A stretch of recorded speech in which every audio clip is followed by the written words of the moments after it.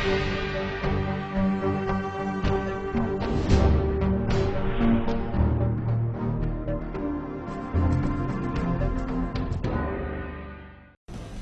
Vindhya times में आपका स्वागत है और आपके साथ मैं श्रेया हाजिर हैं आज की बुलेटिन की खबरों के साथ। बात करते हैं पहली खबर की। जिले में लॉकडाउन के नियम में एक बार फिर से फेरबदल किए गए हैं। अब हर रविवार को रीवा 24 घंटे टोटल लॉकडाउन रहेगा।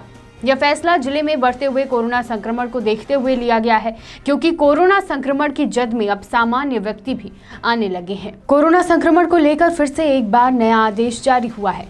अब हर रविवार रीवा में 24 घंटे तक टोटल लॉकडाउन रहेगा।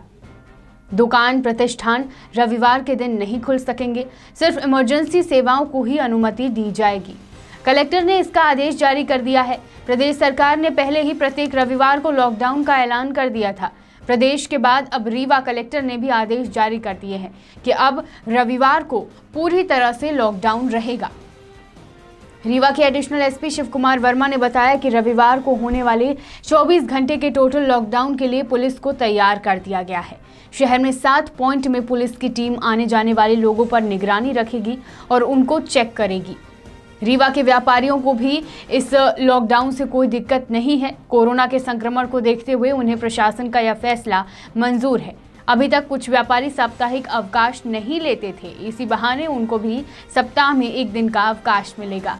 इसमें 2 तरह से व्यवस्था की है। एक तो शहरी क्षेत्र के लिए अलग व्यवस्था कर रखी है, दूसरा जो देहात क्षेत्र है उसके लिए अलग व्यवस्था कर रखी है। देहात क्षेत्र में जो बॉर्डर का एरिया है, जिसमें हमारा यूपी से बहुत बड़ा बॉर्डर लगा हुआ है और अन्य जिलों से जो बॉर्डर लगा हुआ है, वहाँ पर चेकिंग के अलग अलग पॉइंट रहेंगे। सभी एसडीपी जो थाना प्रभारी की आज मीटिंग भी ले ली गई है हमारे एसपी साहब के द्वारा और उनको निर्देशित भी कर दिया गया इस संबंध में। दूसरा जो शहर की व्यवस्था है, शहर की व्यवस्था में जो हमारे आउटर के पॉइंट है 7, जिसमें टोरा, रतैरा और चौराटा बाईपास, साथ में इधर निपनिया, बिछिया, इन सभी जगह पर 7 पॉइंटों पर व्यवस्था रहेगी, जिससे शहर में लोग कहीं बाहर से अगर आ रहे होंगे तो बगैर चेक किए नहीं आएंगे। इसके अलावा शहर के अंदर भी करीब 17 पॉइंट हमने ऐसे चिन्हित कर रखे हैं जहाँ पर पुलिस की व्यवस्था रहेगी सुबह से ही, जिससे लोगों को रोका जा सके। लोगों से अनुरोध है कि जो लोग सुबह सुबह टहलने के लिए निकलते हैं, पैदल वॉक के लिए निकलते हैं, कल का दिन यानी प्रत्येक रविवार का दिन वो लोग ध्यान रखें, ना निकलें, अपने घरों में रहें, सुरक्षित रहें। महिला सशक्तिकरण और महिला उत्थान की बात की जाती है, लेकिन समाज में आज भी ऐसे लोग हैं जो महिला को छेड़ने में तनिक भी संकोच नहीं करते। ऐसा ही मामला मनगवा थाना क्षेत्र अंतर्गत गंगेव से आया है, जहां पर रोशनी नामदेव नामक महिला के साथ समोसे वाले ने छेड़खानी की। महिला का आरोप है कि उसके लाख मना करने के बाद भी आरोपी ने महिला का फोन नंबर मांगा और फोन नंबर न देने पर महिला के साथ बदतमीजी की और मारपीट करने पर उतारू हो गया। महिला ने बताया कि आते जाते आरोपी समोसे वाला उसे परेशान करता है, फोन नंबर मांगता है और न देने पर बदतमीजी करता है। जब महिला ने विरोध किया तो आरोपी ने महिला के साथ और उसकी मां के साथ मारपीट की और उसके साथ लूट की। महिला ने स्थानीय थाने में रिपोर्ट दर्ज भी कराई, लेकिन आरोपी पैसे देकर छूट गया। छूटने के बाद आरोपी महिला को बार बार मारने की धमकी देता है। इस बात से परेशान होकर आज महिला और उसकी मां एसपी ऑफिस पहुंची और अपनी व्यथा सुनाई और आरोपी के खिलाफ कार्रवाई करने की मांग की गई है। रोशनी नामदेव। कहाँ से हैं आप? सन नंबर 2 से। क्या समस्या पड़ी? हमारी समस्या है कि अधिया वो हम मतलब अपने घर से ही। घर कहाँ है आपका? घर का सन नंबर 2 है। रीवा में? नहीं, गंगेव। गंगेव में। ये मारपीट करने वाले कौन है? मारपीट नाम है उनका पद्मन विश्वकर्मा। किस बात को लेकर के मारपीट हुई? दूसरे का नाम है कुंज बिहारी विश्वकर्मा। मारपीट किस बात को लेकर के हुई? बात वो हमारे साथ बदतमीजी कर रहे थे। कौन? वो पद्मा विश्वकर्मा।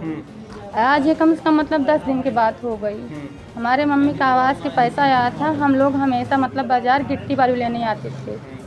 2-3 दिन हमारे पीछे पीछे छेड़ रहा था। जहाँ हम जाएं तहाँ जाएं, जहाँ रोड से हमारे पीछे पीछे आए।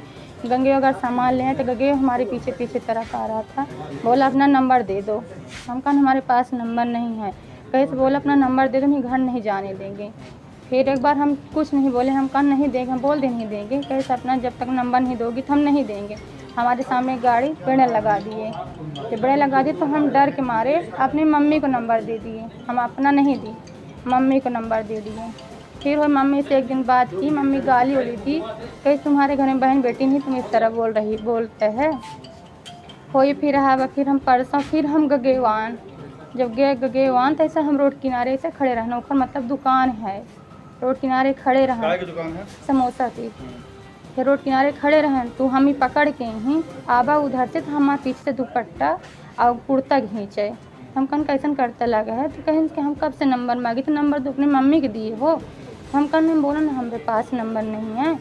फिर कोरोना काल में कोरोना वायरस के खतरे के कारण लॉकडाउन किया गया था, लेकिन लॉकडाउन की वजह से देश की अर्थव्यवस्था को भारी क्षति पहुंची है।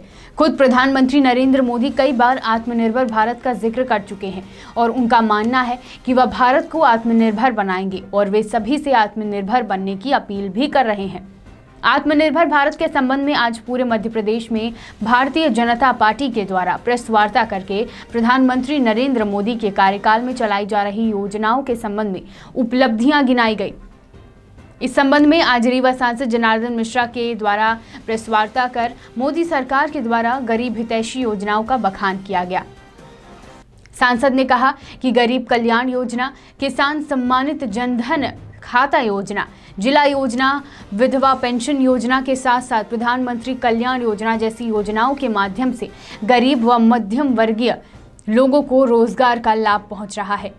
छोटे उद्योग लगाने के लिए लोन की व्यवस्था भी की गई। तो वहीं सांसद जनार्दन मिश्रा के द्वारा हर बार की तरह अलग अंदाज में प्रेस कॉन्फ्रेंस, जोरदार बयानों की बौछार की गई। बीते दिनों शहर में बढ़ती चोरी की घटनाओं को देखते हुए रीवा के नवागत एसपी राकेश सिंह और एडिशनल एसपी शिव कुमार वर्मा के नेतृत्व में पुलिस ने कार्रवाई की शुरुआत की है। इस कार्यवाही में पुलिस ने 10 कबाड़ी की दुकानों को चिन्हित किया है और इन दुकानों में पुलिस नजर रख रही है कि कहीं दुकान में चोरी किया गया माल तो नहीं खरीदा जा रहा। हर एक दुकान में एक थाना प्रभारी की ड्यूटी लगाई गई है जो इस बात की चेकिंग करेंगे। थाना प्रभारी शिवेंद्र सिंह बघेल ने बताया कि जिस भी दुकान में चोरी किया हुआ माल मिलेगा उस दुकानदार के ऊपर पूछताछ के बाद कड़ी कार्रवाई की जाएगी। इससे चोरी की घटनाओं को या चोर को पकड़ने में आसानी होगी। ये जैसा कि आप देख रहे हैं, हमारे नवागत पुलिस अधीक्षक महोदय श्री राकेश कुमार सिंह जी के मार्गदर्शन में और अतिरिक्त पुलिस अधीक्षक महोदय श्री शिव कुमार वर्मा के मार्गदर्शन में ये शहर के जो प्रमुख कबाड़ियों की दुकान है उनमें से 10 दुकानों को चिन्हित किया गया है और एक एक दुकान में एक एक थाना प्रभारी की ड्यूटी लगाई गई है। वो थाना प्रभारी जाकर के दुकानों में ये चेक करेंगे कि क्या दुकानदार द्वारा किसी तरह का कोई चोरी का माल खरीदा जा रहा है कि नहीं खरीदा जा रहा है। जैसा कि आप लोग जानते हैं कि रीवा शहर में मोटरसाइकिलों की चोरी बहुत होती है। इसके अलावा और बहुत सारा सामान, दरवाजे, खिड़की, टिल्लू पंप, इस तरह की बहुत सारी चोरियों की रिपोर्टें आती रहती हैं। तो ऐसी सूचना मिल रही थी कि ये कबाड़ियों द्वारा ऐसा सामान चोरी को खरीदा जाता है, तो इसी कारण जो चोर चोरी कर रहे हैं। इसी सिलसिले में ये जाँच जो है आज की जा रही है और जिनके यहाँ भी चोरी का माल मिलता है उनके खिलाफ कार्रवाई की जाएगी। अभी तक किसी के ऊपर कार्रवाई हुई है? ये कार्रवाई भी शुरू हुई है, अभी चेकिंग चल रही है। अभी जिनके यहाँ कुछ सामान मिला भी है, तो जैसे मैं अभी परवेज की दुकान में खड़ा हूँ, यहाँ पे कुछ सामान मिला है जो पुरानी मोटरसाइकिलों के पार्ट्स मिले हैं। अब इनको हम मौका देंगे कि ये बताएं कि इनको मोटरसाइकिल के पार्ट्स कहाँ से प्राप्त हुए हैं। अगर ये इनका उत्तर अगर समाधानकारक नहीं रहता है तो इसके खिलाफ निश्चित ही कार्रवाई की जाएगी। कितनी दुकान में मतलब शहर में जो बड़े कबाड़ी हैं 10 दुकानें चिन्हित की गई हैं। 10 दुकानों में एक थाना प्रभारी स्तर के अधिकारी द्वारा ये छापामारी कार्रवाई की जाएगी। अनलॉक के बाद लोगों ने कोरोना को हल्के में ले लिया। लॉकडाउन में छूट के बाद जिले में ऐसे लोग थे जो पूरी सतर्कता अपना रहे थे, लेकिन कुछ ऐसे भी लोग थे जिन्होंने एहतियात बरतना छोड़ दिया। ना ही सोशल डिस्टेंसिंग का पालन हो रहा था, ना ही मास्क लगाना हो पा रहा था। रीवा कलेक्टर इलैया राजा टी ने इसके पहले भी शहर के दुकानदारों पर मास्क और सैनिटाइजर उपयोग न करने पर कार्रवाई की थी, लेकिन इसके बाद भी शहर में जनता और दुकानदार नियमों का उल्लंघन करते दिखाई दिए। रीवा की जनता को नियमों का पालन करवाने आज रीवा एसडीएम और तहसीलदार ने दुकानदारों के चालान काटे। इस कार्यवाही के बाद शायद अब उन्हें सबक मिल गया होगा और यह समझ गए होंगे कि प्रशासन शांत नहीं बैठी है। अनलॉक में प्रशासन की जिम्मेदारी और बढ़ गई है और अपनी जिम्मेदारी का निर्वहन करते हुए आज रीवा एसडीएम फरहीन खान और तहसीलदार यतीश शुक्ला ने शिल्पी प्लाजा के कई दुकानदारों के ऊपर मास्क न लगाए जाने पर कार्रवाई की। मीडिया कर्मियों ने जब तहसीलदार यतीश शुक्ला से कार्यवाही के बारे में पूछा तो उन्होंने कहा कि रीवा सहित पूरे भारत में कोरोना जैसी महामारी फैल रही है। वहीं कुछ दुकानदार लापरवाही बरत रहे हैं। आज प्रशासन शिल्पी प्लाजा मार्केट का दौरा करने पहुंचे और जिन दुकानदारों ने मास्क का उपयोग नहीं किया था उनके ऊपर 500 रुपए के चालानी कार्रवाई की गई है। इसके अलावा दुकानदारों को चेतावनी भी दी गई कि अगर दुकानदार इसी तरह लापरवाही बरतेंगे तो प्रशासन को सख्त कार्रवाई करनी पड़ेगी। तहसीलदार ने यह भी बताया कि इस तरह की कार्यवाही निरंतर जारी रहेगी और जो भी नियमों का उल्लंघन करता पाया गया उस पर कड़ी कार्यवाही की जाएगी। सर, आज शिल्पी प्लाजा का निरीक्षण किया जा रहा है, क्या क्या देखा जा रहा है? यहाँ पर बेसिकली आपको पता है पिछले दिनों में ब्लैक डेयरी के शोरूम का मैनेजर कोरोना पॉजिटिव निकले थे और यहाँ पर भीड़ भी रहती है शाम को और दुकानदारों के द्वारा एहतियात नहीं बरती जा रही कोरोना प्रोटोकॉल को लेकर के। ना तो अधिकांश लोगों को देखा जा रहा है हम लोगों को देख कर मास्क लगा रहे हैं और सैनिटाइजर का भी प्रयोग अधिकांश दुकानों में देखा जा रहा है नहीं किया जा रहा है और जिनकी दुकानों पर कोरोना प्रोटोकॉल का शासन के निर्देशानुसार पालन नहीं किया जा रहा है उन पर चलानी कार्रवाई की जा रही है। 100 रुपये से लेकर 1000 रुपये। सर, अब अभी तक लगभग कितने चलानी कार्रवाई हुई अभी है? हम लोगों ने कम से कम 10 चलानी कार्रवाई कर चुके हैं। जिन दुकानदारों ने मास्क का उपयोग नहीं कर रहे हैं या तो वो या उनके कर्मचारी या उनके ग्राहक जो भी हैं उनके ऊपर चलानी कार्रवाई की जाएगी। प्रक्रिया निरंतर चालू रहेगी। बुलेटिन की आखिरी खबर नौरोजाबाद से। नौरोजाबाद थाना अंतर्गत पूर्व में अपचारी बालक ईशु उर्फ अभिलाष पिता राजू जायसवाल उम्र 12 साल निवासी बस स्टैंड नौरोजाबाद को गिरफ्तार कर लिया गया है। इसके कब्जे से चोरी किया गया कुछ मशरूका पायल और सोने के कुछ सामान बरामद किए गए हैं। प्रकरण के शेष आरोपी वर्ष 2017 से फरार थे। मामले को 173(8) जाफो के अंतर्गत फरार आरोपियों की गिरफ्तारी के लिए लंबित रखा गया था, जो आज फरार आरोपी विजय उर्फ गोलू दाहिया, प्रांशु झारिया, पांडु उर्फ चंद्रपाल पिता भगवान दीन सिंह गौड़ को गिरफ्तार कर लिया गया है। इनके कब्जे से चोरी किया गया पायल और सोने के सामान बरामद कर लिए गए हैं। नौरोजाबाद से संदीप तिवारी की रिपोर्ट। मैडम, जो ये चोरी का आरोपी बनाए हैं इनका क्या क्या नाम है, कहाँ के रहने वाले हैं? ये वर्ष 2017 में हमारे यहाँ चोरी का एक प्रकरण दर्ज हुआ था जिसमें एक आरोपी ईशु गिरफ्तार हुआ था। बाकी 3 फरार थे जिनके खिलाफ पुलिस अधीक्षक महोदय के द्वारा 3000 का इनाम भी घोषित था।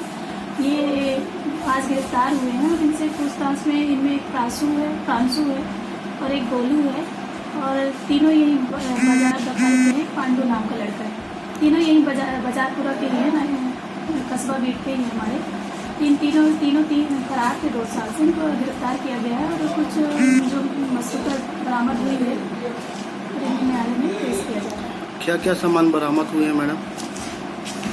सामान में 3 पायल और 5 सोने की कील बरामद हुई है। बाकी कैश ये जो इनको मिला था वो तो और ये खर्च कर डाले हैं और कुछ मशरूका जो था वो पूरी तरह पूरा तो नहीं बरामद हो पाया है। विंध्य की तमाम खबरों के साथ कल फिर हाजिर होंगे। देखते रहिए विंध्या टाइम्स। बहुत बहुत धन्यवाद।